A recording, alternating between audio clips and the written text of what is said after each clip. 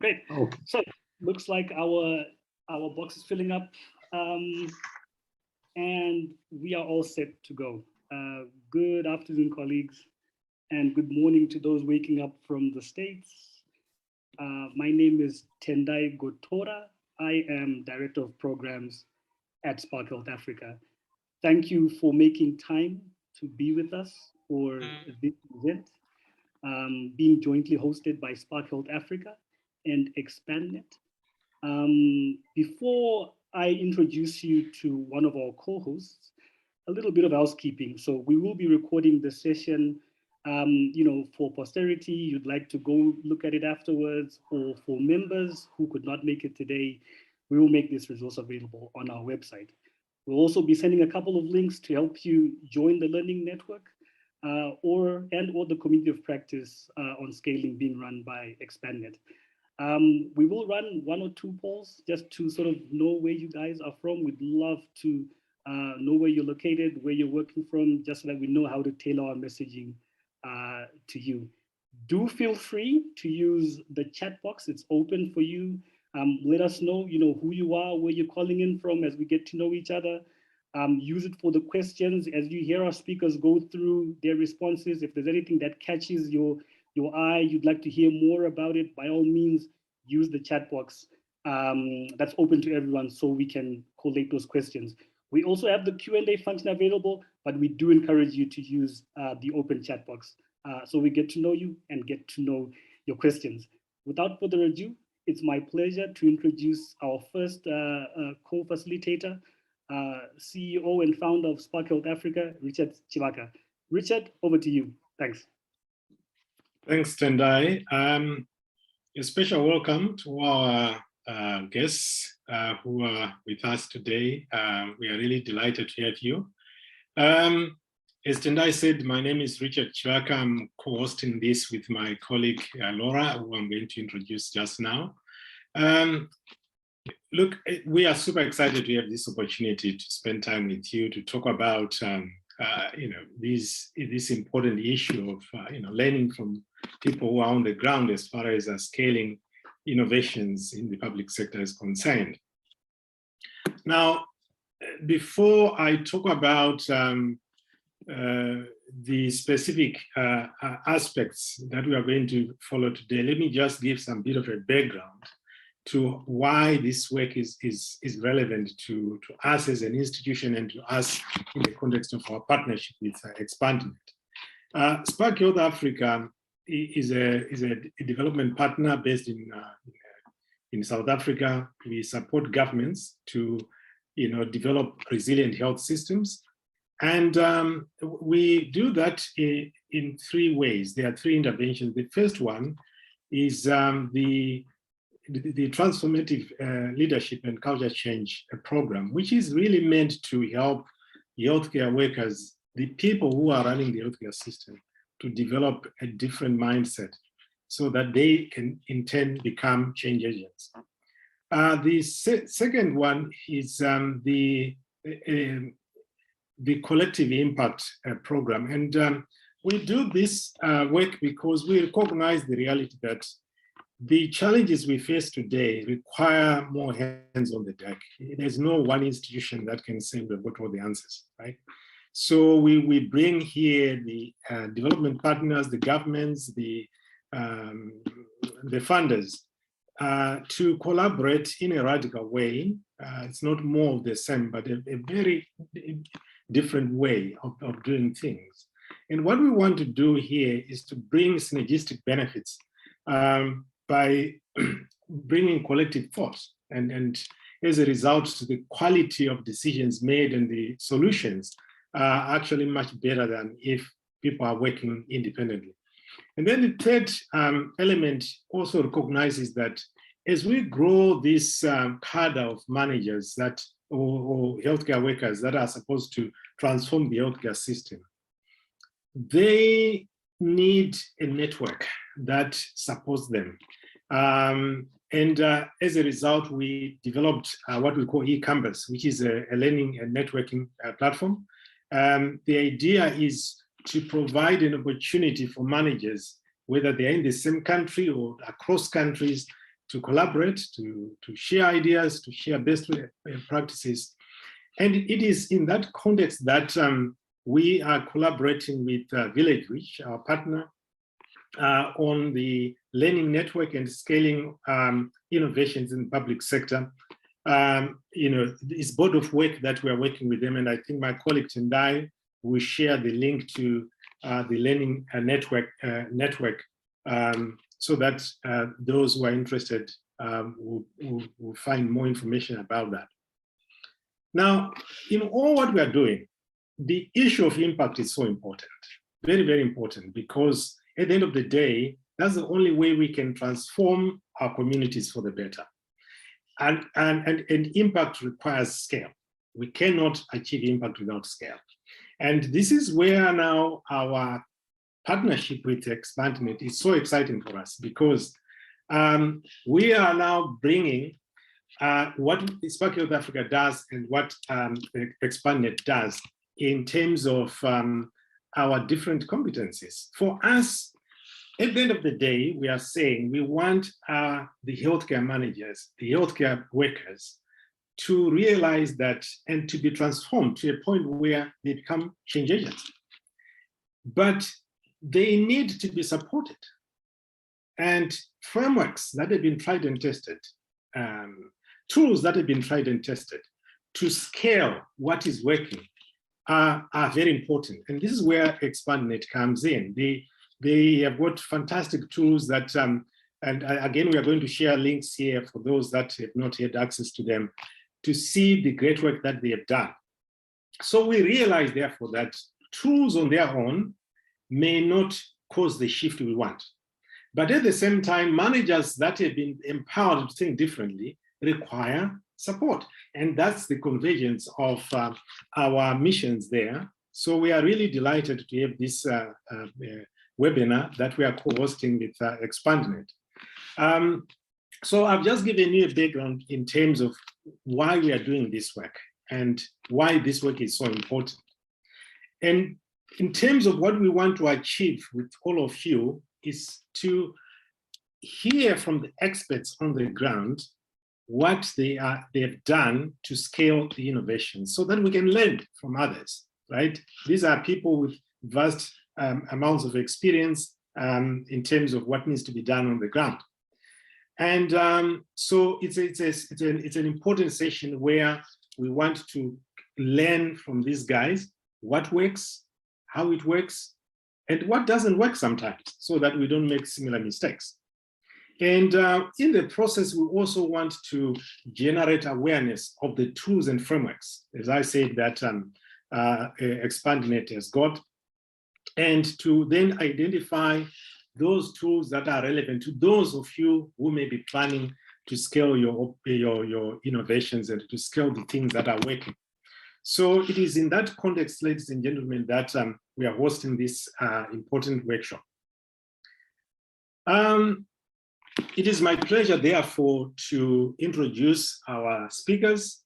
First of all, we have got Esther Okello, who currently works at the Lake Region Economic Bloc in Kenya as the technical lead for the education training pillar and the gender, youth, and persons with disabilities pillar at the Secretariat headquarters in Kisumu. She has got a lot of experience in scaling innovations, and she has got a very important story to share with all of us.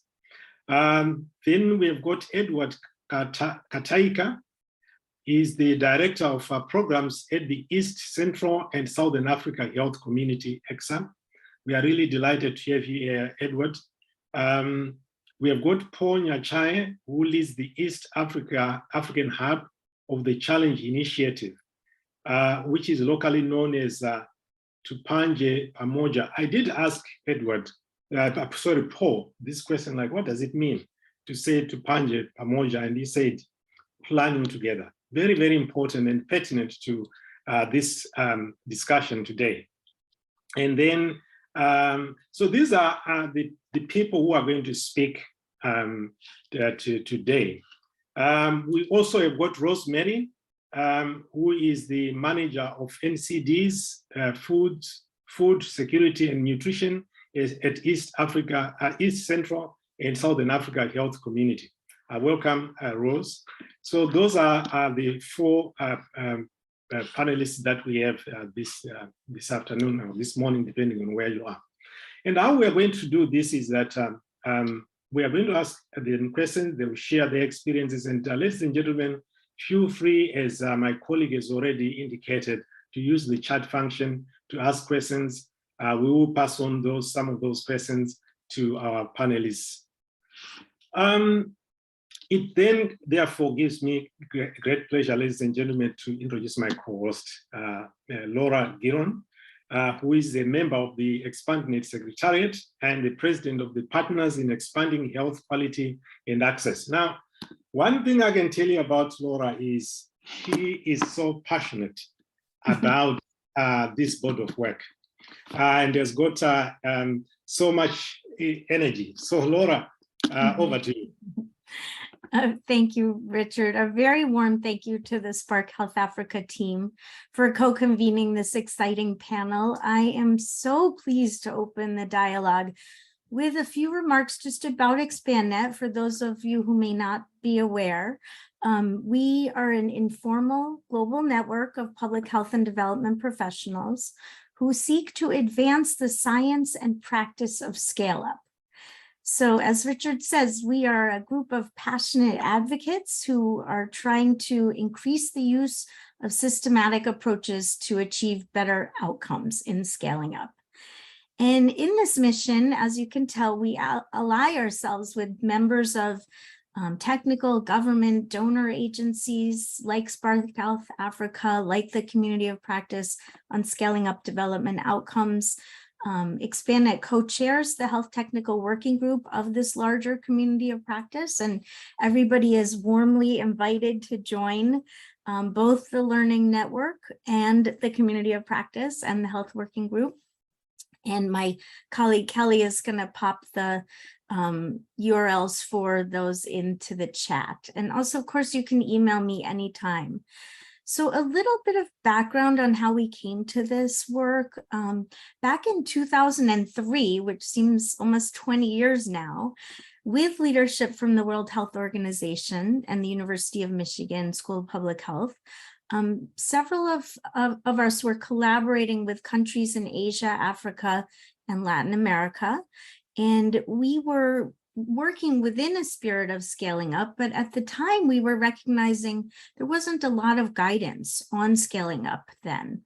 And so we also were recognizing other things about the scaling up task, namely that it's predominantly a managerial, political, and a policy task and not a narrowly technical one, say HIV related or TB related, one needed a lot of other skills as well. And those weren't necessarily taught in degree programs.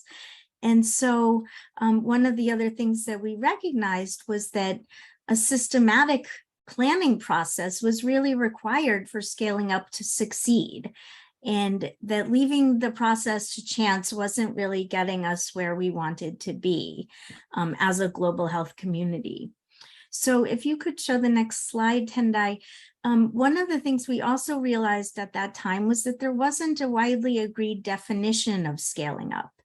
And so ExpandNet prepared this definition together with our colleagues from around the world sitting around a big table.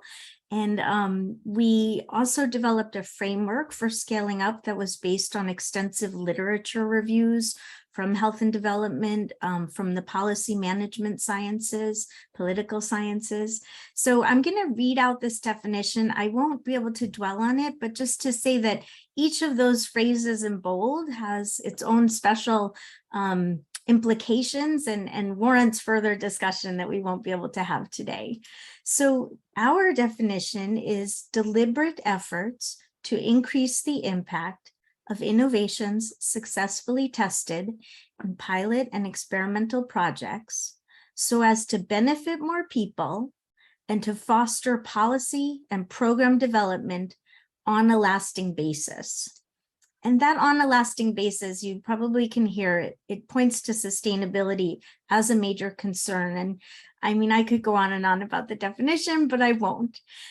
So fast forward, after we founded ExpandNet, in the mid-2000s, we prepared a book laying out country experiences with scaling up. And there's the book.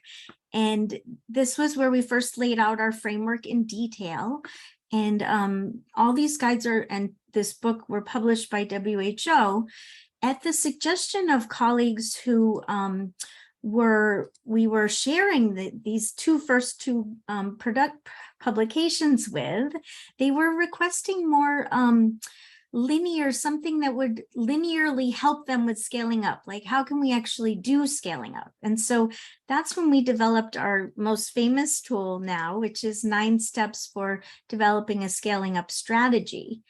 And this was intended to support the scale up of interventions that had evidence about their effectiveness in local contexts.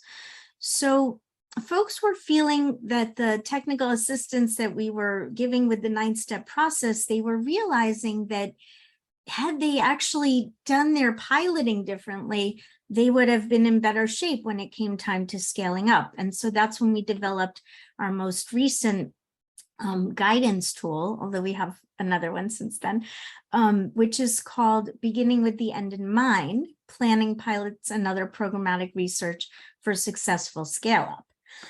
So over these last years, since the tools were developed, we've been assisting a range of projects, organizations, donors to use these tools to work strategically on scale up, and at the same time working on helping to build the field.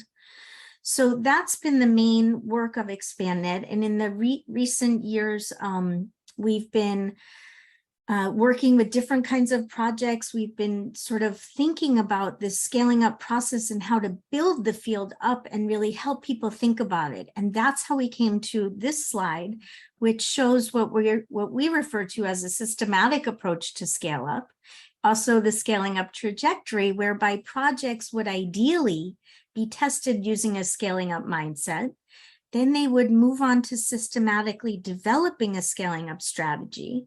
But then, of course, one must pay attention to the scaling process and how it needs to be strategically managed in response to new learning, new developments.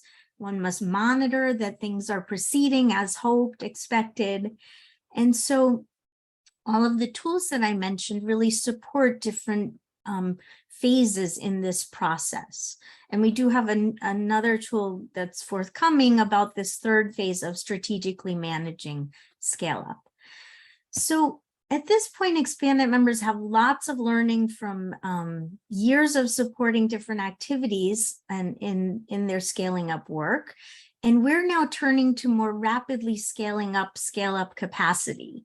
And our hope is that by mobilizing our network of professionals and bringing in lots of new partners like Spark Health Africa and others, that we will be able to support a growing movement around scaling up. And one of the ways we hope to contribute to that is to develop what we call a Scale Up Learning Center, which will be an online open source resource for anybody who wants to make use of the learning to benefit from country experiences in a multimedia kind of way, with mentoring ideally from different ExpandNet members. So it's not live yet. We need several more months to get it organized, but if you would like to be added to the mailing list to be sure that you'll get an announcement, please email us or sign on our expandnet.net website. Okay, now I would love to turn it back to Richard, and he will introduce our panelists who are going to give some 5-minute remarks so that you understand as we move into the discussion what they're going to be talking about. So thanks. Over back to you, Richard. Thanks very much, Laura, for those remarks. We will start with Easter. She's going to give us a brief of her work. Again, we are emphasizing the element of brief because we know that people are looking forward to hearing the stories of your scale-up efforts. Thanks.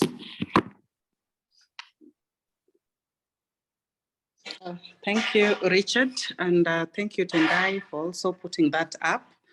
Once again, my name is Easter from Kenya, the Lake Region Economic Bloc. I work at the Secretariat. Up in the slides that Tendai is just putting up is just a brief overview of the background of the Lake Region Economic Bloc, more so for those who may not be aware about the existence of the bloc and what we generally do. So my focus on that slide is on the fact that we are consisting of 14 counties in Kenya. This is supposed to be with the mission to achieve a sustainable development amongst the counties through effective coordination, innovation, resource mobilization, and optimal utilization of shared resources, and enhance socio-economic integration for prosperity in the Lake region. Now, I'm saying this because this is important because our main role is a coordination role. And one of the mandates that we have is to be identifying in the Lake region the best practices that are scalable, and then to exercise this mandate to scale it up to the rest of the region to bring impact. So we are a government body, but a non-political government body which acts as a catalytic agency, and with a commitment to assisting counties within the Lake Region Economic Bloc to generate and to optimize the resources that are within the bloc to adapt impactful solutions, especially in the communities through the various structures that we have. So Tendai, the next slide. We are talking about the basic structures that enable our operations at LREP. And this makes work a little easier for us because of the establishment of these structures. That we work with a summit which consists of the governors who are the opinion leaders and opinion holders.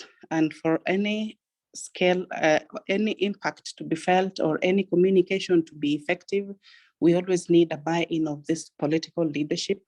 So the governors cascade down to a council, which is a structure that also helps us to enhance impact. And then down we have the secretariat, the pillar committees and the secretariat. So LREP is positioned in a way that it has very many pillars that overlap and synergize together alongside collaboration with partners. So we know that for us to achieve scale, to impact, we need that collaborative approach.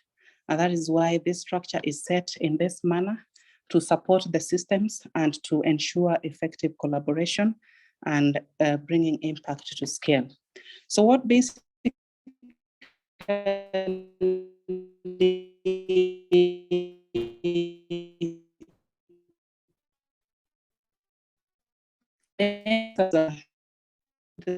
is just to highlight one of the practices that was an initiative which was done in Siaya County. So in the next slide, perhaps maybe we'll give a brief background of the intervention and a journey to scale up innovation of the nurturing care for early childhood development, which was piloted in Siaya County. And we thought that it's a best practice that can be adopted by the other counties. So I would like us to move Tendai to the 5th slide.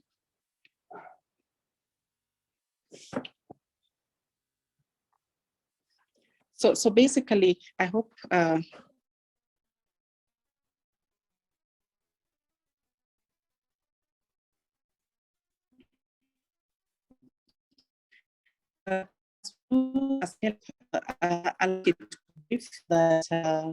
he noticed that generally there are certain success stories. The success story from Siaya County, that is what we are now scaling up to the other counties. And I would like to highlight the model. I'm being requested to close my video. Oh, thank you. Yeah, thanks.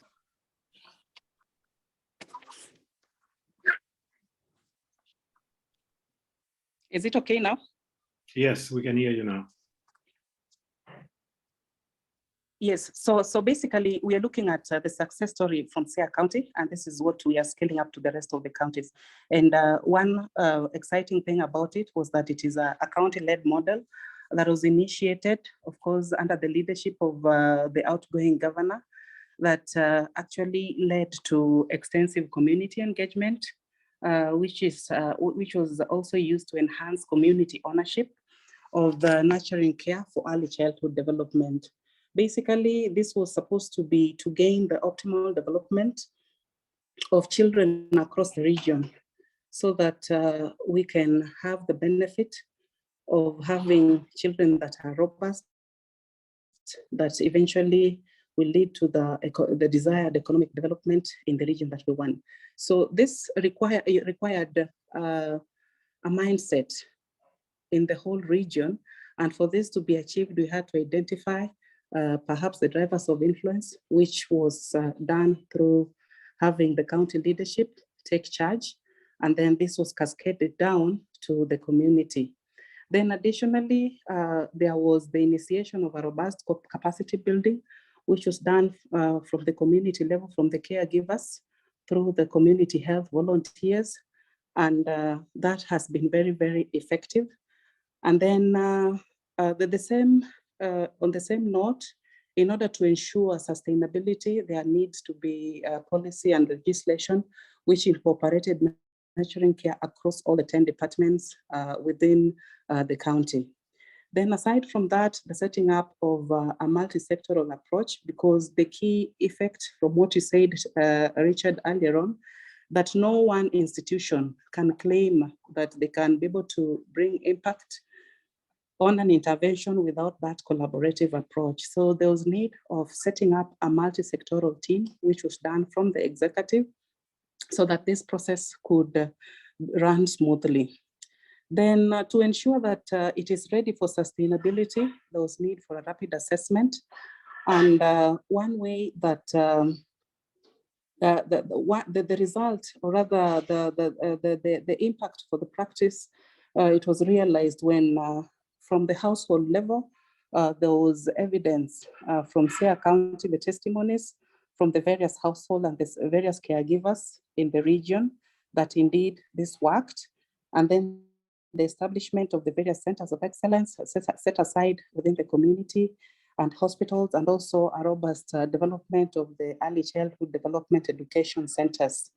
And then thereafter, a situation analysis was carried out so that we could select early adopters that could easily support this process. And the ultimate deliverable in the next slide was to ensure that we have a population which is empowered to deliver nurturing care. So that is why, as we scale up this process, it is important that we take note of some of the milestones that have been undertaken to ensure that this process runs smoothly. So if you can take us to slide 7. Basically, we had partnership initialization, and this is to ensure that there's a proper structure of working with the government. The partners would work closely with the government through a signing of a framework of engagement. And then, of course, the process of development of a situation analysis desk review process, so that each county could be aware of what is happening at their levels as dissemination was done to the various counties. And then there was need for sensitization now at the regional level of the structures that I had mentioned earlier, the governors from the rest of the block, and then the council. Sensitization was done. And then, of course, we have ambassadors at the secretariat who are trained on the science of early childhood development. So these were basic preparations that have been taking place from 2020 to right now. We are in 2022, and we've already selected the phase 1 counties where this is supposed to take place, and more enhanced collaborative framework with partners is happening. So far, we have had a joint work plan with the various partners, because we realize that if we cannot coordinate the partners, then they continue working in silos. So the partnership has been enhanced by having a joint work plan so that we marry what we have at LREP and then what the partners have in place, so that there's easy coordination and monitoring of what is taking place at the community level. And then, of course, more consultative meeting, because again, it is a process that is beginning, so more consultation is needed between the partners and the user organizations, which are the government and the counties, so that we only do what works for the counties, because again, these counties are at different levels of development and have different priorities. So consultation is key here, so that it has to be county-led, government-led, so we fit into the structures and the programs within the various sectors of government.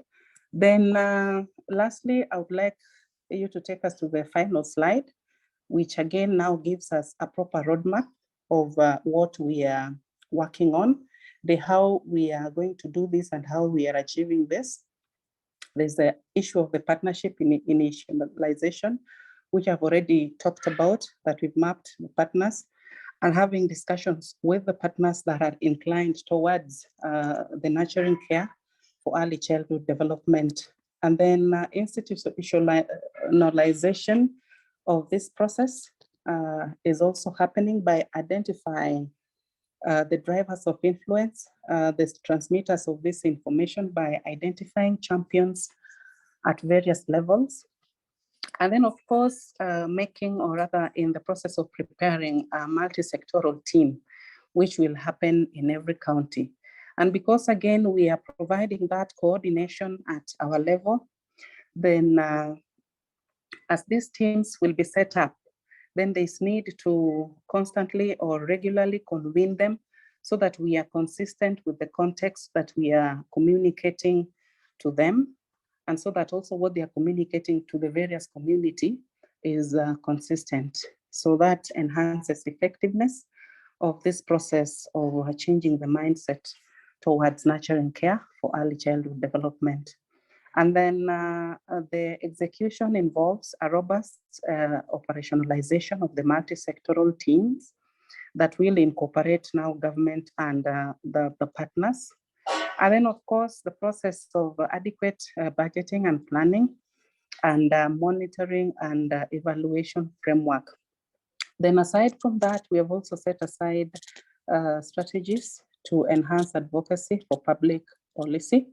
And currently, because we are transitioning, Kenya is transitioning into new government. The counties are also receiving new leaders, have also received new leaders. We are planning that in the next 5 years, we incorporate the aspects, various aspects of nurturing care for early childhood development in the county integrated development plans, which are currently being worked on, reviewed from the previous one. So this is also one sure way of ensuring sustainability, because if it is going to be a government-led process, then once we've received that technical support from the various partners that we have, then we expect that the government will proceed with this. And this can only be done if it is incorporated in the development plans within the various sectors, so that there's more policy development and policy formulation and also implementation of this. Then aside from that, one key thing that we are also doing is to collaborate with the local universities, academia around the region, and this would be enhancing the aspects of evidence data, more research to be done, to be carried out on these processes as we do monitoring and evaluation.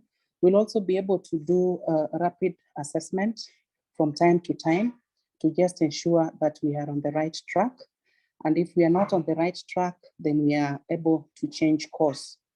And this is not devoid of challenges, a few challenges here and there, which are being worked on at our level at the Secretariat. So I would, I guess my 5 minutes is done with that brief introduction, as I'm looking forward to more questions from the audience. Thank you.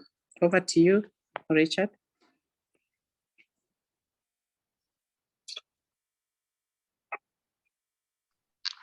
your introduction to your work.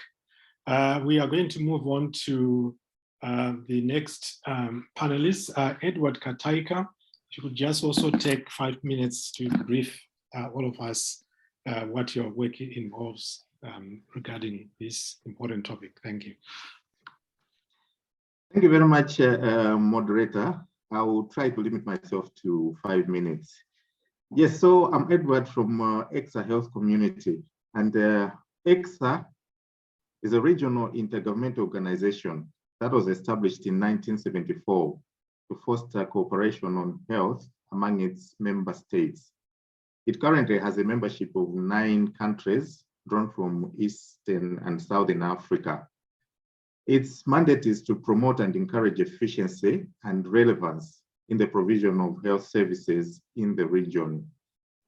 So in pursuit of this, the organization has a regional platform which brings together policymakers, starting with the ministers of health, senior government officials from the member countries, but also health researchers and program implementers who come together every year to deliberate and identify their common challenges, but also share experiences and the best practices that would assist in addressing those common challenges that they identify together.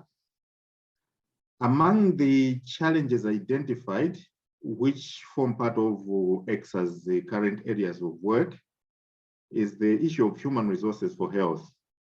We implement programs to develop the capacity of human resources in addressing the health problems of the region. So very briefly, that's about EXA. We can talk about it in a little more detail, but I think in the interest of time, let me move on to the Nutrition Capacity Development Project, which we implemented a few years ago. So this project, which was the World Bank funded, was implemented against the backdrop of the high burden of undernutrition in the EXA countries. Our member states are currently making efforts to address the problem of undernutrition, and most of them are actually members of a movement called Scaling Up Nutrition, or SUN, which aims to accelerate the implementation of high impact nutrition actions. Now, the countries are making those efforts, but the challenge is that their human resources have limited knowledge and capacity to deliver those high impact nutrition actions. So the governments have good intentions and they are making efforts to reduce undernutrition, but those efforts are stifled by the limited capacity of the human resources. As such, our intervention through that World Bank project aimed at supporting the governments of Kenya, Tanzania, and Uganda to build the technical capacity of frontline workers so that they can effectively deliver nutrition actions to their communities and addressing the problem of undernutrition. These are frontline workers. We are talking of community nurses, but also the workers at the health facilities and others that are in constant touch with the communities, because these are best placed to deliver these actions. And yet, if you look at their training, it doesn't develop the competences for them to be able to deliver the nutrition actions. So through this project, the competences were developed by strengthening both the pre-service and in-service training of those frontline workers. We thought that this is where we needed to intervene to strengthen the capacity. So at the pre-service and in-service training levels. So at the pre-service level, through that project, we developed a model curriculum for nutrition. This was done consultatively, bringing together various stakeholders to identify what should be included in that curriculum. And then this has to be delivered as part of the whole training program for those frontline workers. And this was piloted in a select training institutions in those 3 countries, Kenya, Uganda, and Tanzania. Likewise, an in-service training program was also developed So we developed an incentive program, and then we implemented it, we delivered it at a selected pilot health facilities and the sites, along with the job aids and the support, supervision to those people. So the intention was that eventually we are going to scale up, because we're doing this on a pilot basis, but upon successful completion of this pilot, this intervention was going to be scaled up countrywide, because in the countries it was just in pilot sites, but then also region-wide, going beyond those 3 countries to the rest of the EXA countries upon successful implementation of that pilot. However, although the pre-service and in-service training programs were successfully developed and piloted in those countries and in those sites, we were unable to scale up beyond the pilot stage, because the project also ended just at the time when we were finishing the pilot. So at the completion of the project, it became a challenge now for us to follow through with the process of scaling up that intervention, much as it proved to be a very good, a promising intervention. As part of this project, we had carried out an economic study which revealed that the intervention was actually economically viable and brought huge social returns. Despite all this evidence, and despite this being a very good and a promising practice, it ended at a pilot stage, because the project ended just with the pilot. So very, very briefly, I would want to just share that. I think we can provide a little more detail during discussion should people want us to expound on this.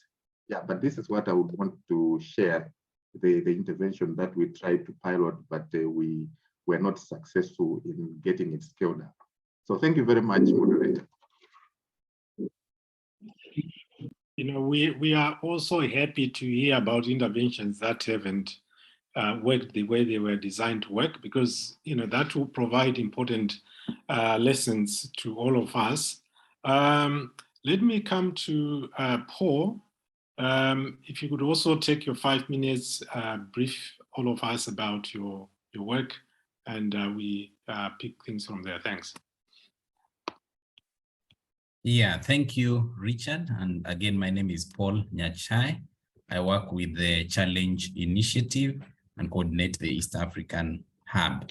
So the Challenge Initiative works globally in 118 cities, 50 of which are in East Africa. And this covers our work in Kenya, Uganda, and Tanzania.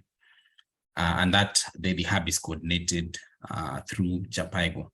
There are other parts of the program that also work in French West Africa, Nigeria, India, Pakistan, and Philippines. So I will be sharing maybe the experiences from the work that we have done in East Africa. Again, this is a program that is coordinated through the Gates Institute at the Johns Hopkins School of Public Health.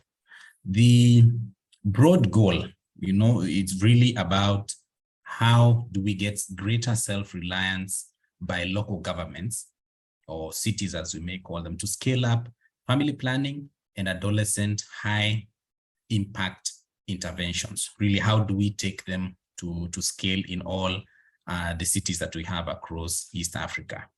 And again, by background, this is really, it's a follow-on to what we had almost close to 10 years back on the Urban Reproductive Health Initiative, where we had the opportunity to do our work across 4 countries and to pilot various interventions that we would use to try and improve family planning or improve modern contraceptive prevalence rates, and be able to use to use the experience to distill a few that are most impactful that we are now taking to scale across East Africa. And we did have an opportunity to have monitoring, measurement, and learning teams to try and distill what really works, so that in this phase of TCI, we're able to take those interventions to scale.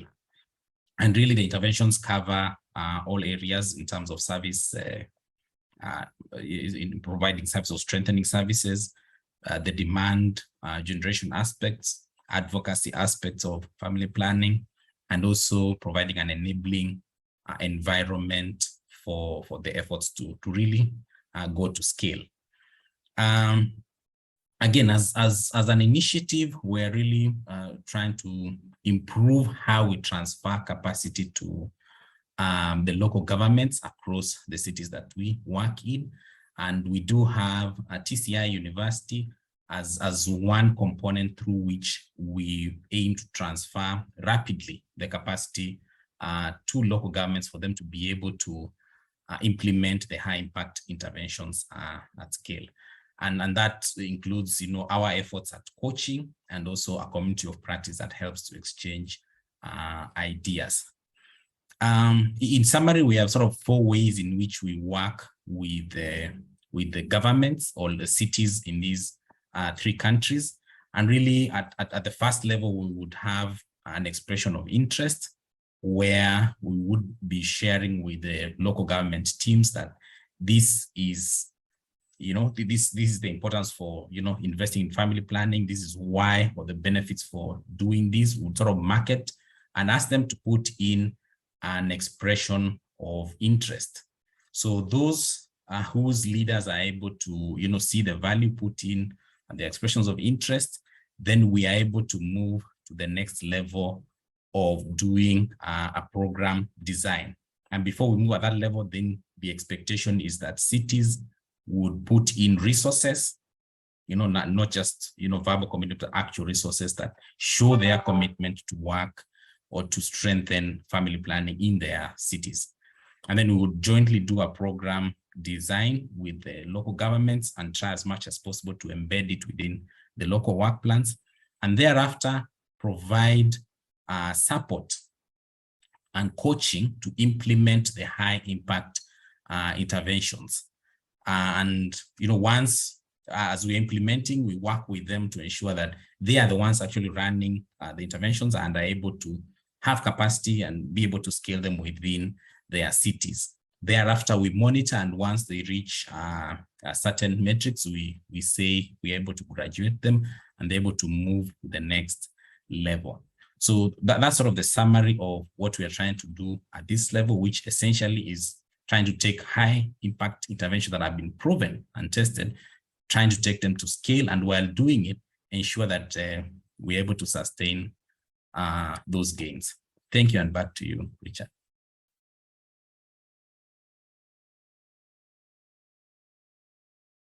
Let me hand over back to Laura. Laura, back to you to ask specific questions to our panelists. Thank you.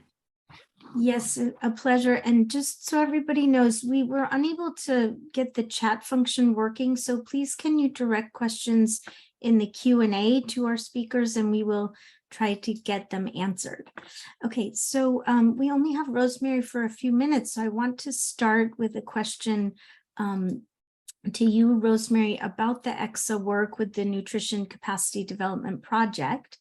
And that is, can you share a little bit, elaborate on what Edward had said in terms of what has worked and what has not worked well, particularly in transitioning to scale up of the intervention? We heard that that the resources ended, but can you just elaborate a little bit more on that for us? Thank you, Laura. So I can say that we saw that the intervention was addressing the need, and indeed there was a capacity gap among the frontline workers. And we noted that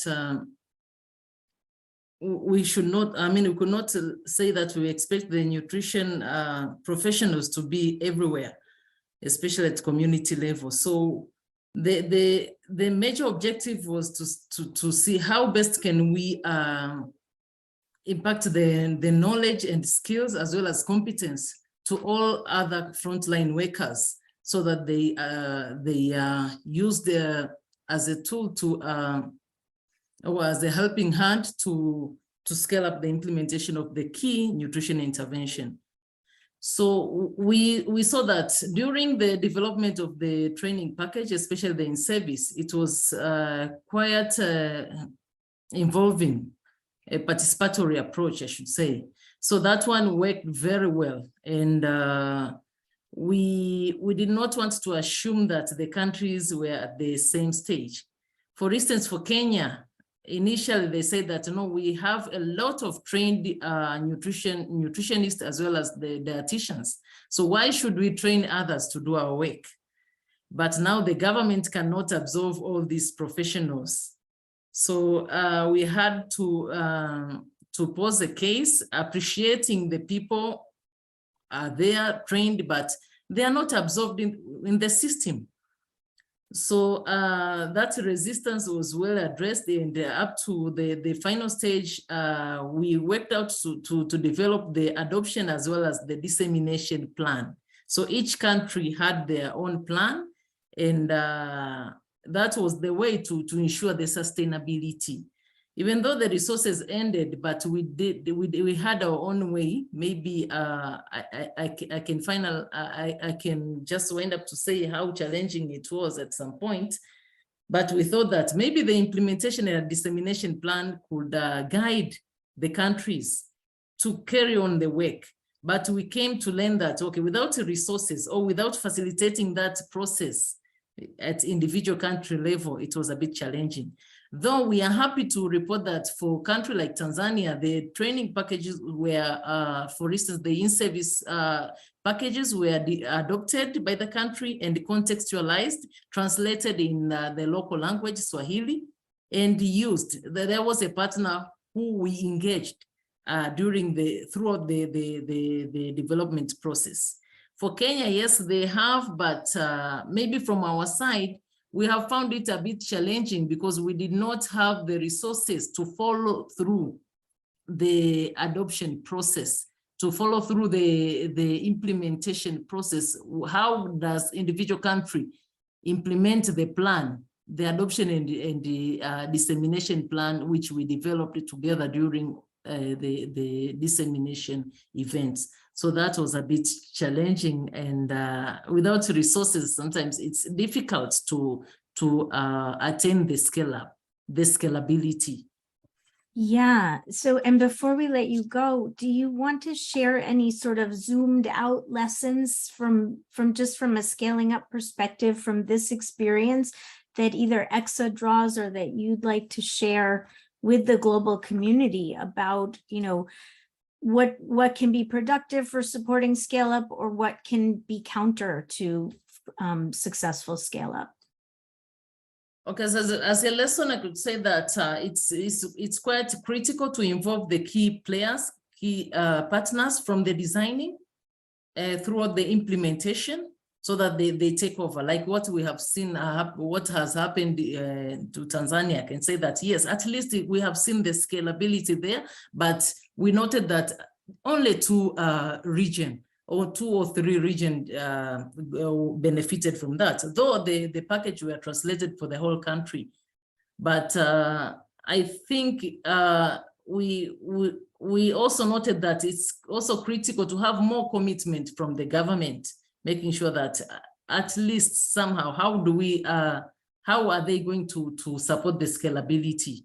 We distributed the materials, yes, but you cannot, it's out of control. You need a thorough follow-up.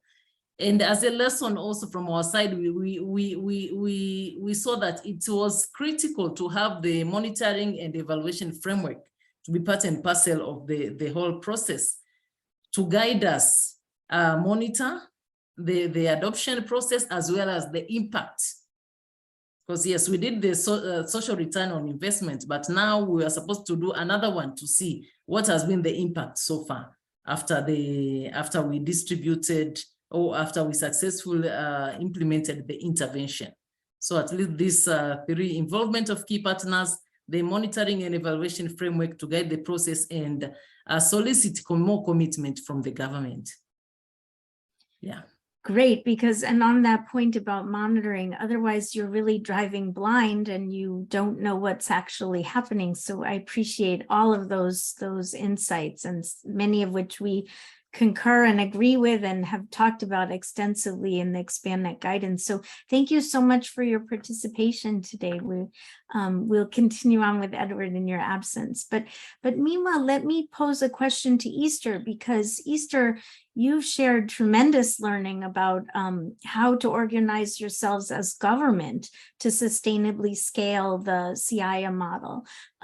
Maybe you can also share a couple of, or a few important lessons that you've learned about organizing multi-government activities so that the rest of us can learn from that. Over to you, Easter. Thank you. Thank you, Laura. Part of it is to basically have a constant sensitization of the intervention that is being carried out. And then we normally have the various structures that I talked about. For example, for LREP, we have structures. When you come down to the various counties, we have the various structures that are mandated to do various roles. So we are leveraging on these structures that exist to try and embed the ECD framework in these structures. And then currently for us, what we are seeing that is going to work is the current transition that is coming in with a new formation of government. So we are looking forward to, again, like starting a fresh induction and sensitization of the new leadership. And then secondly, aside from that, we are also currently working on what I refer to as the county integrated development plans. So once we ensure that the structures, or rather the concepts, are embedded within, then that can take care of the sustainability of this process. And then from time to time, there's usually that challenge of a changeover of leadership, so that maybe one leader may not be, maybe it may have different priorities. So that is why we need to have constant sensitization. And then there's also the aspect of monitoring and evaluation, a framework that we are now going to be working on to ensure that these processes are constantly monitored.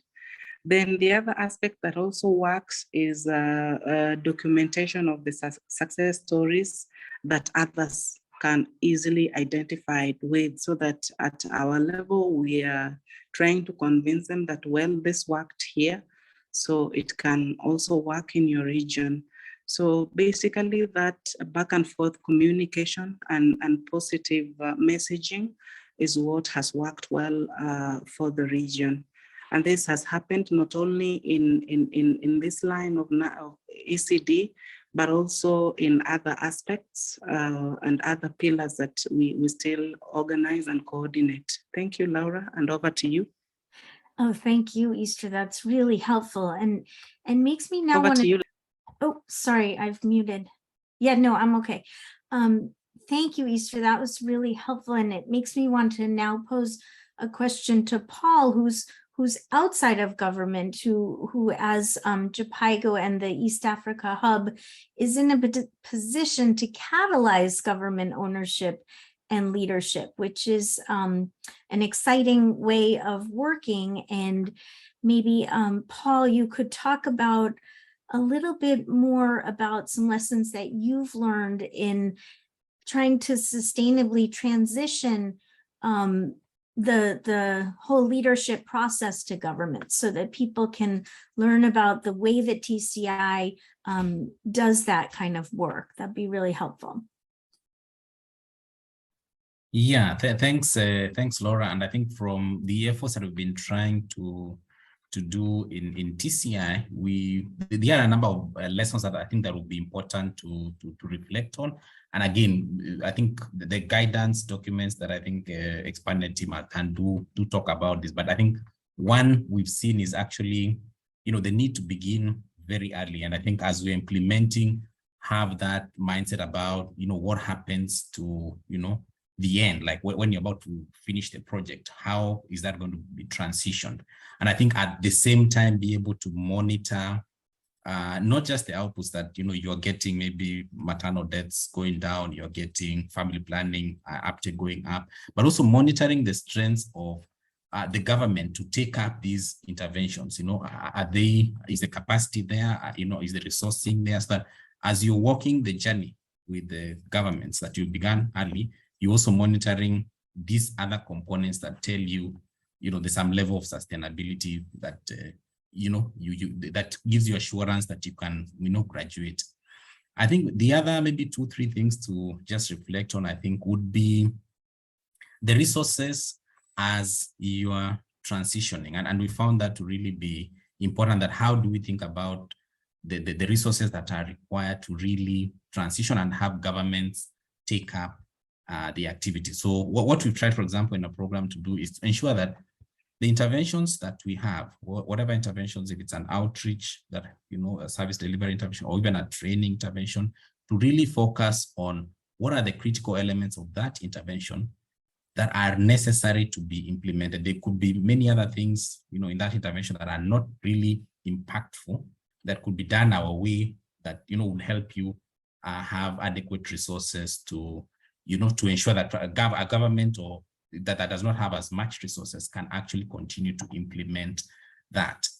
And sometimes the resources may be there, because in our efforts, we've actually had governments put in resources to support family planning, or, you know, the interventions. But then how do you make sure that there's proper planning to ensure even the resources that are put in place are actually being used for the right purpose?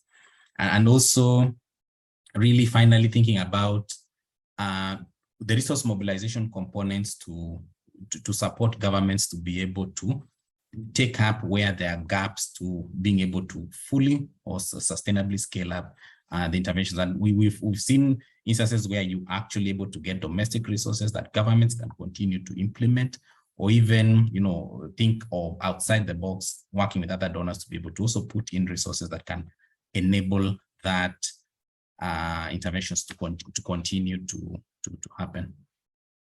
Thank you, Laura. Yeah, just to follow up, Paul. So clearly governments are faced with a multitude of needs and areas where they would like to invest, and I'm sure that they often want to invest in family planning, or perhaps not in some cases. Can you just talk about how you support them with agenda setting, and to help them decide that investing in family planning is a good idea, or that it should be on their radar, and that they should release those funds? Can you just maybe talk about some of the key learnings in that process for the audience a bit? Okay, so I think in terms of the importance of family planning, we do, for example, when we're engaging with the cities, we do have what we would call like a marketing effort to be able to put the value for family planning. I think we know, for example, family planning, we say is the second best investment that, you know, a government can make to its people, and do give the basis for why we think they should invest on family planning and advocate a bit. Then we would expect that as part of, for example, partnering with the Challenge Initiative, that they would also put in some resources to be able to support. And I think in our model, we have an opt-in model, so that if the leadership does not really believe, then we'd say, and are not able to put any resources, to say, okay, perhaps we need a bit more marketing, and we would move perhaps to another city and be able to, you know, engage with them. And if they are able to take up, put in resources, then it shows that leadership commitment to you know, to really move forward.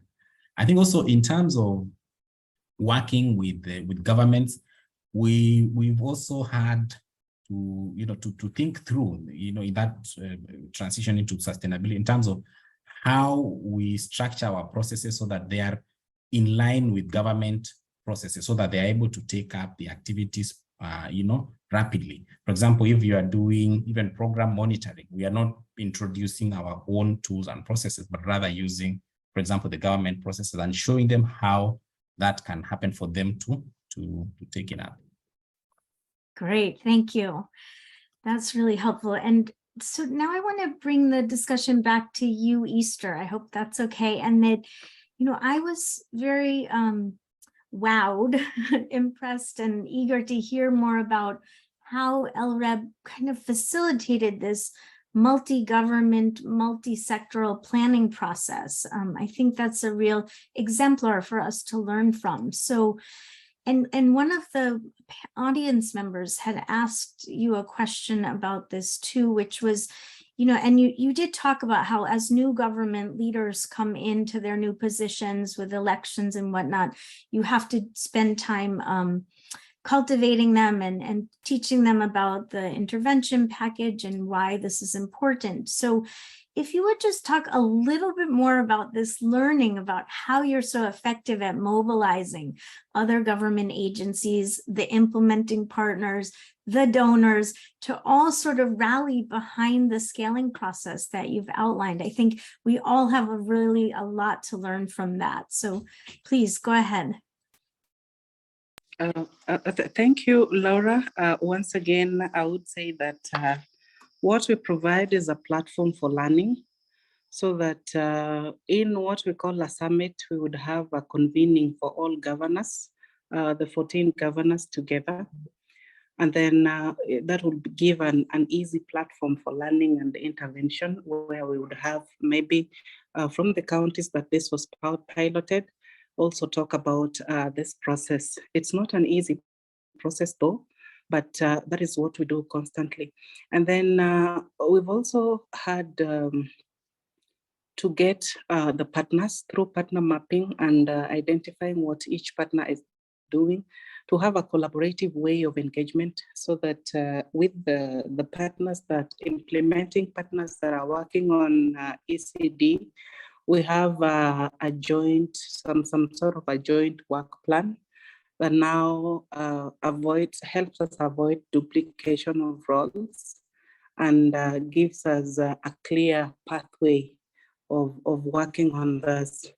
So basically, that is what has happened, so that once we get the buy-in of the governors and having them to sign the MOUs, then follow-up become easy at that level, so that it's actually replicated down to the community level. So the question that was asked about ensuring that with the change of government that this doesn't happen, we also have been planning to do more induction, especially on the new governors that are coming on board. Remember that we also have others that are still continuing, know about what we do and our mandate and our role. So it's basically how we package this information, so that we ensure that it is effectively communicated to the teams, the various teams that we have. That we are getting, but we're also getting a tremendous support from the implementing partners that also work around the same. So I hope I have answered your question. Great, thank you very much. So thank you. So let me come back to Paul for a moment. So Paul, the challenge initiative is, you had mentioned that it's a follow-on to earlier work and that it builds on the initial testing of interventions under the Urban Reproductive Health Initiative.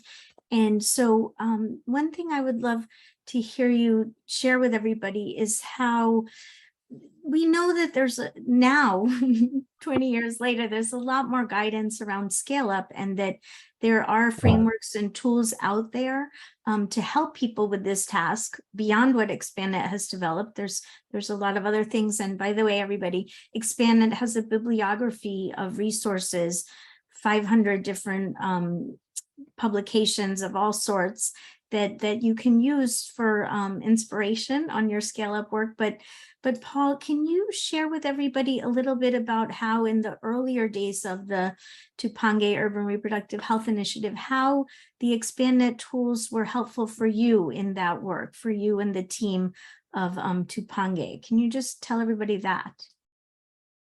Yeah, thanks, Laura, for that. And yes, we did work at this is about maybe 10 years back, when we were still doing or implementing the urban reproductive health, that transition to TCI.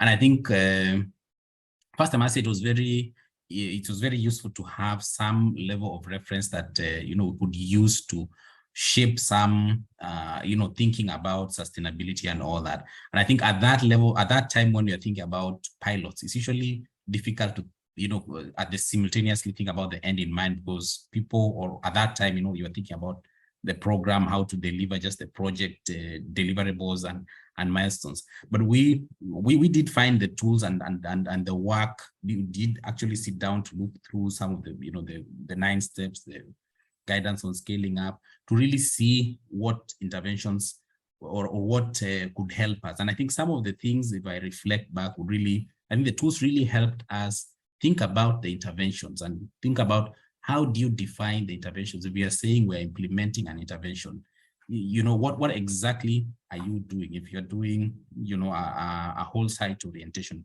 what exactly is it? So that if you're not the ones implementing it, somebody else, they're actually able to understand in an easy way what that intervention really is. So in terms of that guidance, in terms of how you actually even define what it is and the evidence that tells you this intervention is actually working.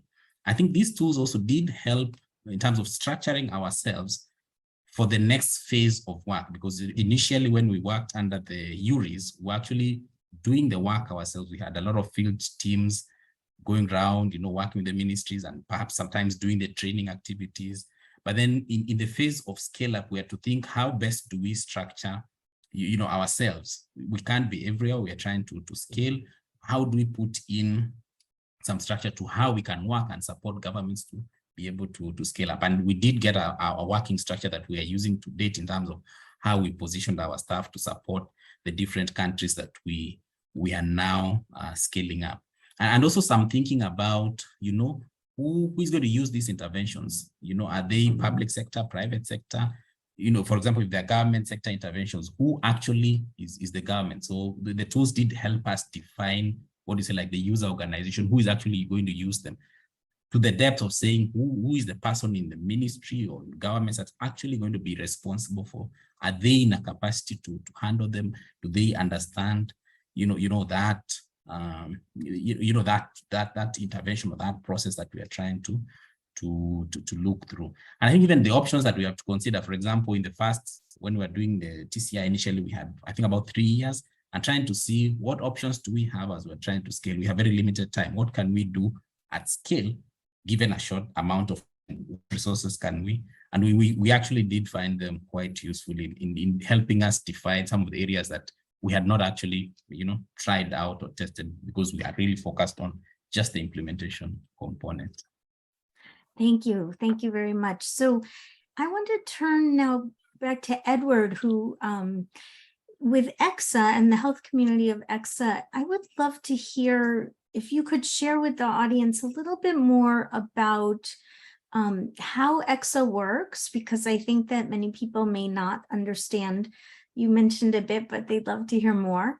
And then if you can, once you sort of lay out how EXA works a little bit more, if you could talk about how EXA really helps countries advance on their goals and targets. And just to go ahead, I'm handing the floor over to you for that. Yes, thank you very much. I think what I had started talking about, basically the way we engage with our member states and the various partners is by way of the regional platforms that we have, because that is where we start now to identify the issues that we consider to be priority and they affect all the member states. So through that platform, where the technical people, for example, will come together along with the researchers and the program implementers, through deliberation, through the deliberation and evidence from the region and the various assessments that we conduct, we are able to identify the various issues that we think that the countries should address collectively. We start at the technical level to discuss that and identify those issues. And when we move beyond the technical level, we go now to our highest level, which are the ministers of health that also meet annually. So the technical level, through their senior government officials, they will report to the ministers and say, we have identified these are the issues that are common challenges. Now, I think in doing this, I would also want to mention here that the deliberations that happen at the EXA platforms, we are not necessarily aiming at reinventing the wheel. What I mean by this is that the membership of EXA, as we know, EXA is an intergovernmental organization, and we know that the member states of EXA also happen to be member states of other continental and global level institutions like the WHO.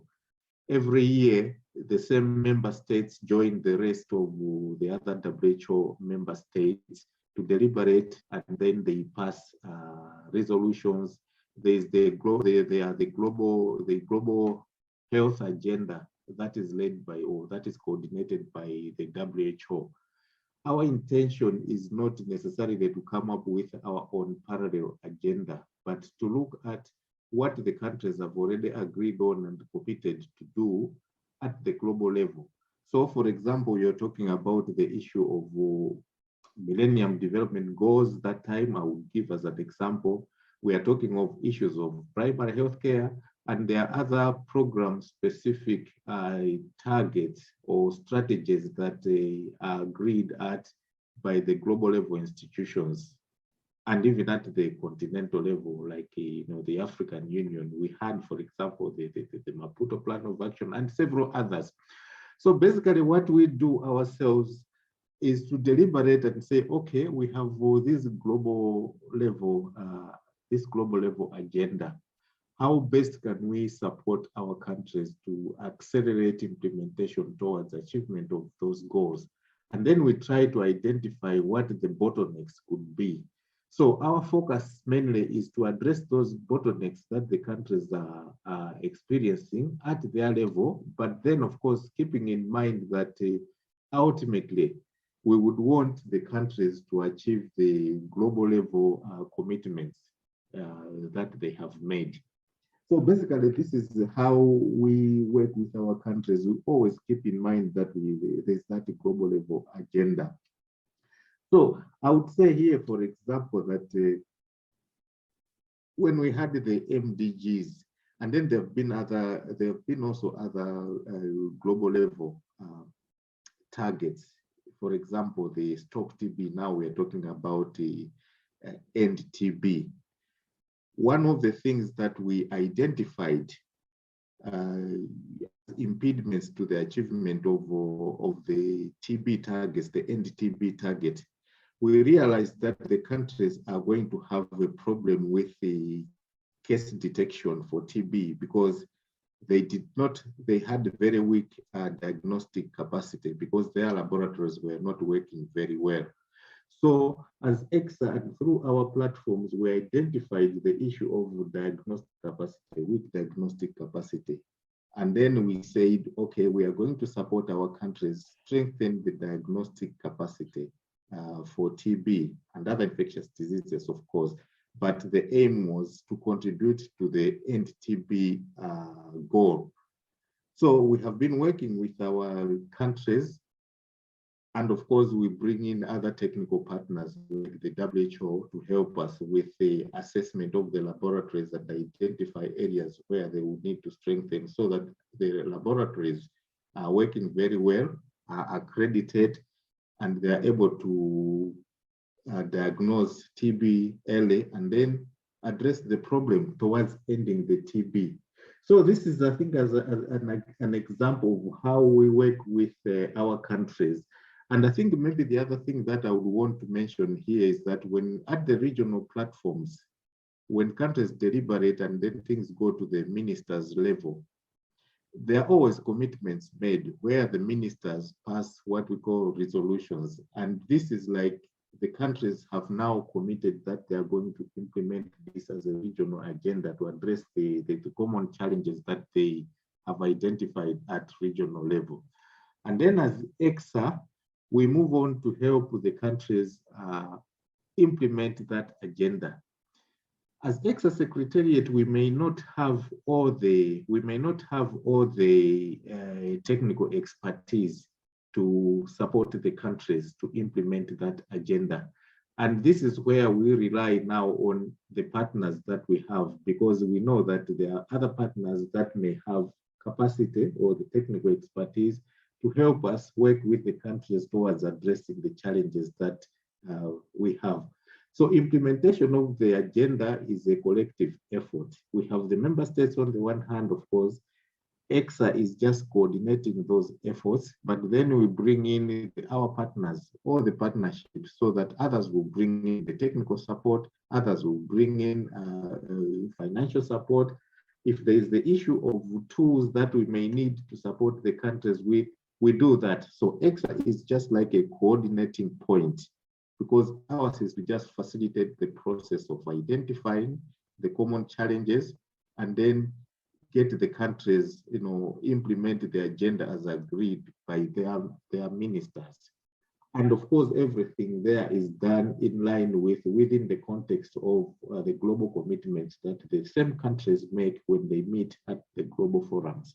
I think this is what I would say about how EXA works for now. That's really helpful. A lot of insight. Thank you very, very much. So there's a suggestion to invite a member of a participant in the webinar to frame her question. I think it's a she, Otsanya. So can I invite you to unmute and pose your question to the speakers? Is that possible? Is that going to work, Tendai? Yes, Laura, I've added it to the functionality to talk. So Otsanya, by all means, go ahead.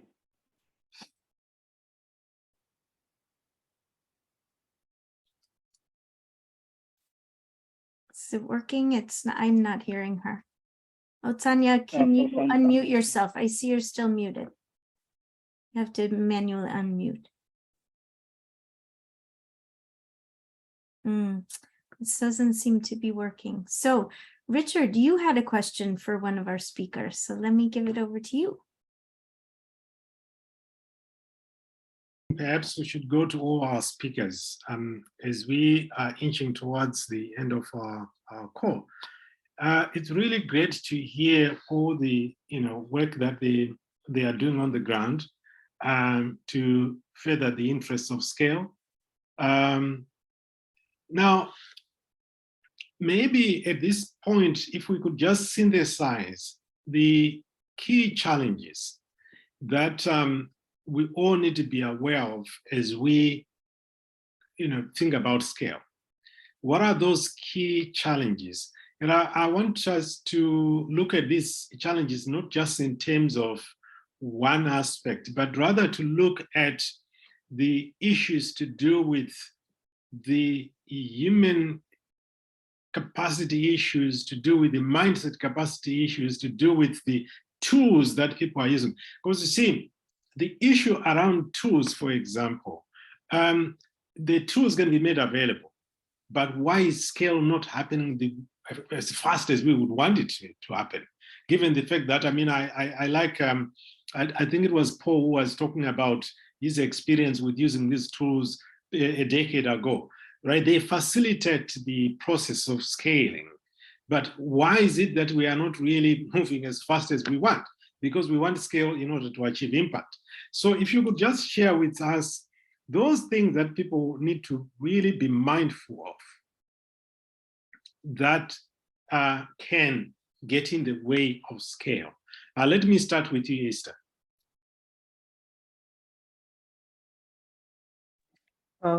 Thank you, Richard. We are looking at what can possibly hinder sustainability of scaling. And one aspect of it is the aspect of when we are we are talking about the start of a program, and then we are expecting that there's supposed to be that coordinated work between maybe those who are giving technical support, be it the implementing partners, and then the government on one side, because at the end of the day, it is the government to proceed with the rest of it. So the aspect of co-designing this program from the start, so that we have one goal set for this, and then understanding the priorities of the government, and then just working within those priorities that are set. And then the other aspect is just trying to convince the stakeholders at that level that we need to have to optimize resources, because some of these aspects, for example, what we are trying to scale in our region, the nurturing care for early childhood development, may require very minimal resources, and sometimes it is very difficult to get somebody to understand that you may not need as much as you would expect to be using. So just understanding that it is very optimal, we can still optimize on the resources that are available to achieve impact at scale because of the nature of the intervention that is in place. So I think the key item is just working together and co-designing this process so that there is ownership from the start. So once we have the ownership, then charting a way forward and sustainability becomes very easy. Thank you, Richard, and over to you. Okay, thank you. Edward, in a minute or two, the same question, please. Yeah, thank you very much. I think my colleague Esther has already talked about some of the issues. Of course, we were talking about the issue of partnerships and the resources. Sometimes people may think that these things, these two scaling up may cost a lot of money, and when in fact it is not.